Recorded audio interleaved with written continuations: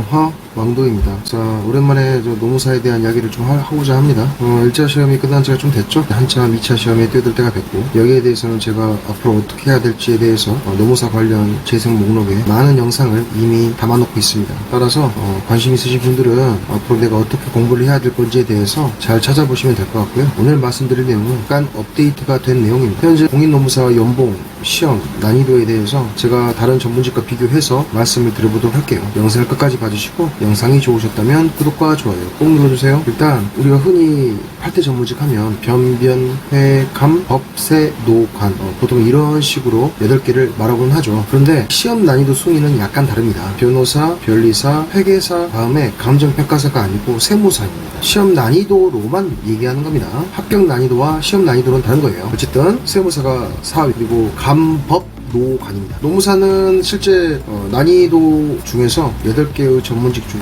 7위를 차지하고 있습니다. 근데 정확한 건 아닙니다. 그래도 좀 대략적으로 파악하고 있는 수준에서 말씀을 드리는 겁니다. 자, 그런데 예전에 댓글로 달린 거였는데 제가 이제서야 올립니다. 죄송하게 생각을 하고요. 법무사와의 비교를 원하시는 분이 계셨어요. 근데 제가 그때 밀린 게 많아서 좀 흐지부지 되었다가 그 구독자님의 요청에 지금에 와서야 제가 말씀을 드리는 건데요. 노무사 연봉과 법무사 연봉, 사실 개업이라든지 프리랜서라든지 어떤 법인 파트너 정도 되면 천차만별이긴 하죠. 하지만 여러분은 그런 대답을 원하시는 게 아니잖아요. 그렇죠? 그래서 제가 간단하게 말씀을 드리면 공인노무사 2023년판인데 제가 엄청 막 여러 개로 쪼개서 말씀드리지 않을게요. 공인노무사는 하위 25%가 4,100만원대입니다. 하위 25%는 그래도 4천만원은 넘는다는 그 뜻이에요. 지금 2023년 기준입니다. 그 중위값 가운데에 있는 값을 말하는 거죠. 그거는 이제 5,100만원 5,100만원 정도 됩니다. 그리고 상위 25%, 여러분은 상위가 궁금하실 겁니다. 웬만하면 이 25% 안에 들고 싶어 하실 거고요. 그게 7천만원 정도입니다. 그래서 제가 예전에 영상에서 말씀드렸죠. 상위 10%가 되면 이제 억을 넘게 된다고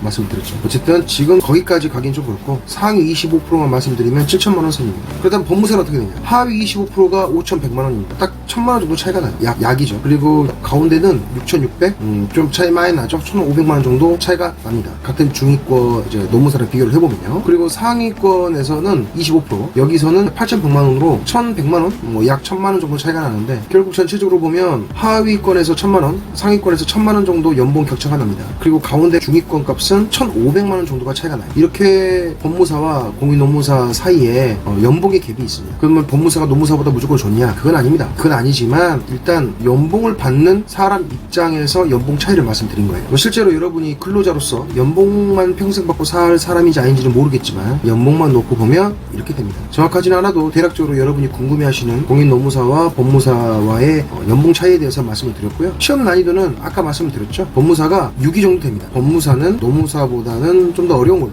이렇게 앞에 위치해 있습니다. 실제 공부량이 굉장히 많아요.